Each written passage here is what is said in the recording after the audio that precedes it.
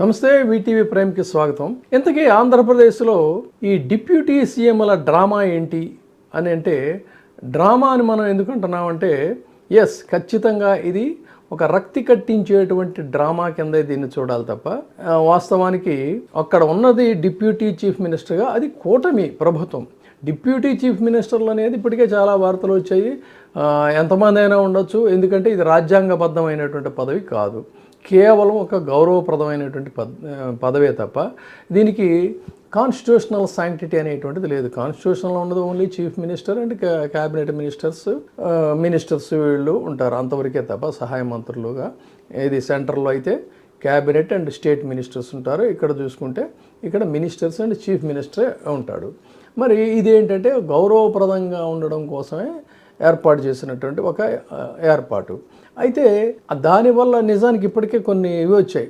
గతంలో జగన్మోహన్ రెడ్డి గారి ప్రభుత్వంలో కూడా 6 ఉప ముఖ్యమంత్రులు ఉన్నారు. అంతకుముందు చంద్రబాబు నాయుడు గారి ప్రభుత్వంలో కూడా 2 ఉన్నారు, నిమ్మకాయల చినరాజప్ప గారును యనమల రామకృష్ణుడు గారు కూడా. అయితే ఇక్కడ ఇప్పుడు గతంలో ఈ ఉప ముఖ్యమంత్రులకు, డిప్యూటీ చీఫ్ మినిస్టర్లకి అంత పెద్ద గౌరవం ఏమైనా ఉందా అని అంటే లేదు. కానీ ఇప్పుడు ఎందుకు వచ్చింది అన్నట్లయితే, ఒక కూటమిలో ఇంకొక పార్టీ భాగస్వామి అయినటువంటి ఆ పార్టీ అధినేత, దట్టు ఒక సెలబ్రిటీ, సినిమా స్టార్ కాబట్టి, తర్వాత ఏంటంటే ఒక రకంగా న్యూస్ మేకరు, అందుకని చెప్పని ఆ పదవికి అంత ప్రాధాన్యత వచ్చిన తర్వాత మరి దాదాపుగా ఎక్కడ ఏ సభలు జరిగినా అంతదాకెందుకు, మొన్నటికి మొన్న నరేంద్ర మోడీ గారు వచ్చినప్పుడు కూడా ఆ వేదిక మీద కూటమి ప్రభుత్వంలో ప్రైమ్ మినిస్టర్ పక్కన చీఫ్ మినిస్టర్ పక్కన డిప్యూటీ చీఫ్ మినిస్టర్,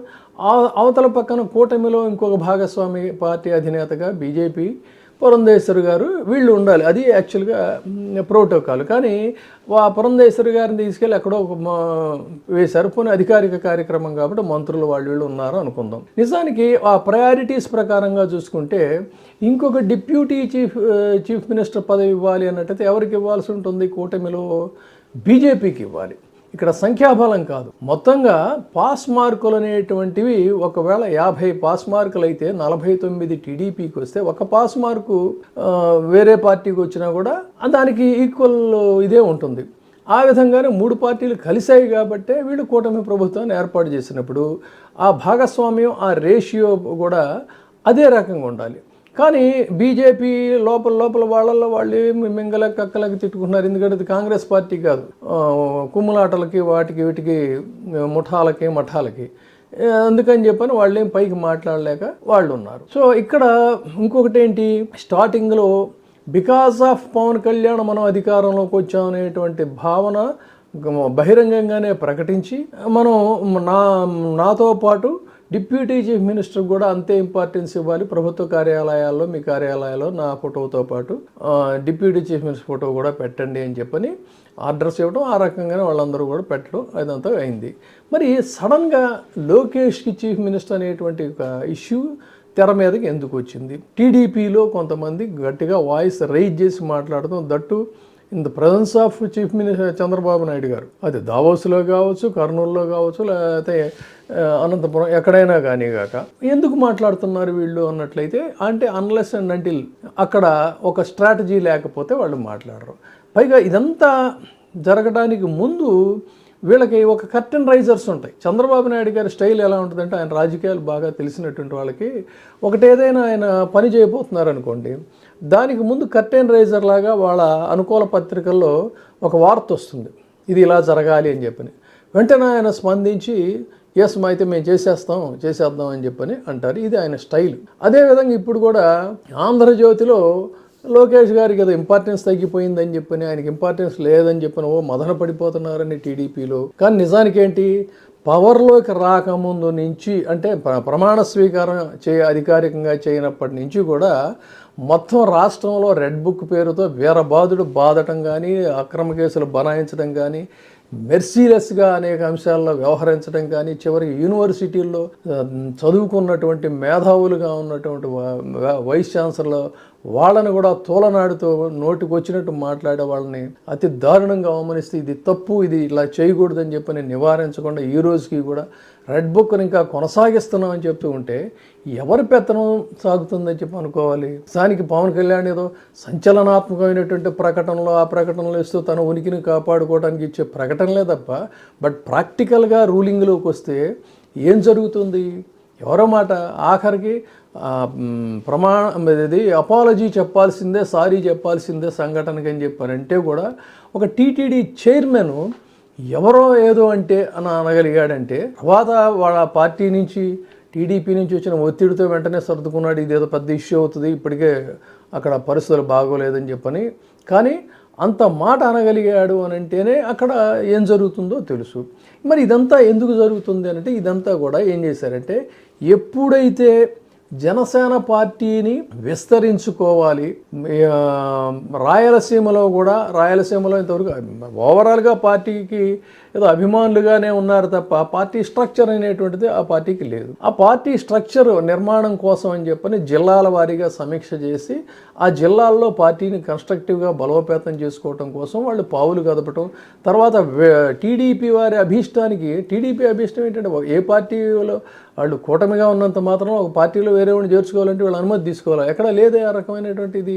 వీళ్ళు పోనీ గతంలో లేదు కదా. సో అట్లా కొంతమందిని బాలినేని శ్రీనివాసరెడ్డిని తీసుకోవటం దగ్గర నుంచి ఇదంతా కూడా మెల్లగా అంతర్గతంగా మొదలైంది.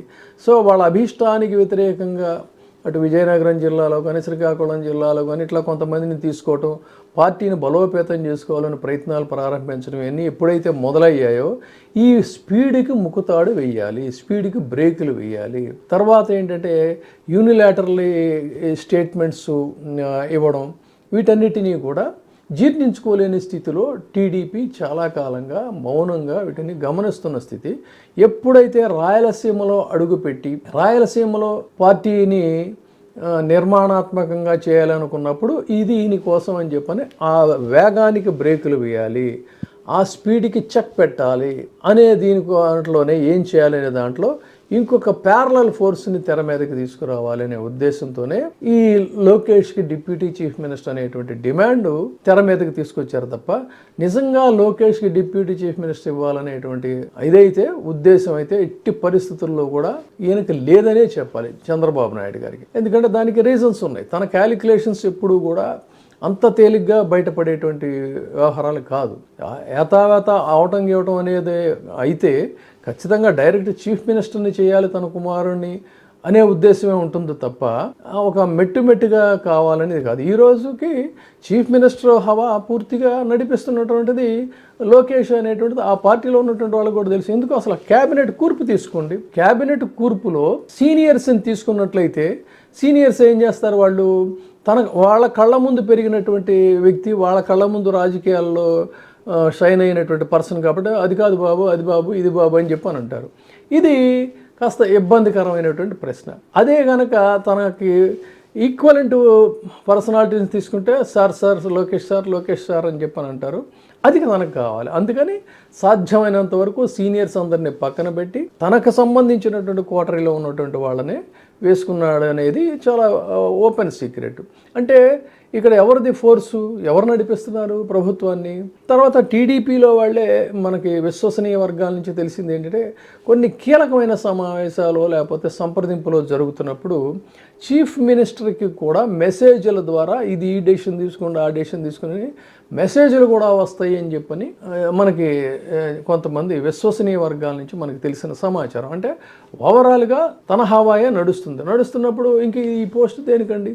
నిజానికి న్యాయబద్ధంగా ఒకవేళ డిప్యూటీ చీఫ్ మినిస్టర్ పోస్ట్ ఇంకొకరికి ఇవ్వాలి అన్నట్లయితే అటు చీఫ్ మినిస్టరు అగ్రకులానికి చెందినవాడే, ఇటు డిప్యూటీ చీఫ్ మినిస్టర్ అగ్రకులానికి చెందినవాడైనప్పుడు నిజానికి ఉప ముఖ్యమంత్రి పదవి అనేటువంటిది అనూచానంగా అసలు ఆ పదవి ప్రవేశపెట్టినప్పటి నుంచి కూడా మోస్ట్లీ బీసీలకి ఎస్సీలకి ఇవ్వటం అనేటువంటిది జరుగుతుంది. గతంలో కోనేరు రంగారావు గారు చేసినా లేకపోతే ఇంకా కొంతమంది చేసినా కూడా ఈ చివరికి తెలంగాణలో కూడా భట్టి విక్రమార్క కూడా అదే ప్రాసెస్లో ఆయనకి ఇచ్చారు.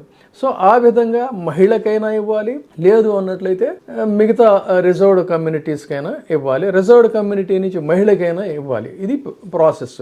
అంతేకాకుండా అసలు డిప్యూటీ చీఫ్ మినిస్టర్గా ఇచ్చిన పవన్ కళ్యాణ్కి ఇచ్చిన పోర్ట్ఫోలియో ఏంటండి? అసలు ఎక్కడైనా ఉందా? మామూలుగా ఒక సంప్రదాయం ఏంటి అన్నట్లయితే ఒక సెటప్ స్ట్రక్చర్, మంత్రివర్గ నిర్మాణం ఎలా ఉంటుందంటే కాంగ్రెస్ పార్టీ ప్రవేశపెట్టిన సంప్రదాయమే అనుకోవచ్చు. పోనీ ముఖ్యమంత్రిగా ఒక వ్యక్తిని ఇస్తే ఆయనతో సమాన స్థాయిలో ఉన్నటువంటి పర్సన్కి ఉప ముఖ్యమంత్రి చేంజ్ చేసేవాళ్ళంటే ఆ పర్సన్కి ఆర్థిక శాఖ కానీ హోంశాఖ కానీ ఇవ్వటం అనేటువంటిది ఆనవాయితీ.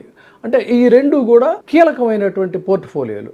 అందుకని ఏం చేస్తారంటే హోంశాఖ ఇస్తారు. చివరికి పవర్స్ ఇవ్వకపోయినా నిమ్మకాయల చినరాజప్ప గారికి కూడా హోమ్ అనేదే ఇచ్చారు. జగన్మోహన్ రెడ్డి గారి కాలంలో కూడా హోంశాఖే ఒక మహిళ రిజర్వ్డ్ కమ్యూనిటీ నుంచి ఇచ్చారు. ఇది జరగాలి. ఇది అట్లాగే ఆర్థిక శాఖ కానీ ఈ రెండు శాఖలు ఇవ్వాలి. ఈ రెండు శాఖలు కాకుండా పంచాయతీరాజ్ శాఖ అంటే దాదాపు మొత్తం రాష్ట్రం అంతా కూడా రూరల్ ఏరియా కాబట్టి ఆ పవర్ అంతా కూడా మీ చేతిలోనే ఉంటుంది అని చెప్పని మభ్యపెట్టి, నిజానికి ఈ దేశానికి స్వాతంత్రం వచ్చిన దగ్గర నుంచి కూడా ఈవెన్ యూనియన్ గవర్నమెంట్స్లో కూడా ఫండ్స్ అలొకేషన్ చాలా పెద్ద స్థాయిలో రూరల్ దీనికి ఉంటాయి, పంచాయతీరాజ్ దీనికి. కానీ దానివల్ల ఎంత చేసినా కూడా అది కనిపించదు. చివరికి మనకి అపప్రదాయం మిగులుతుంది తప్ప మరొకటి రాదు.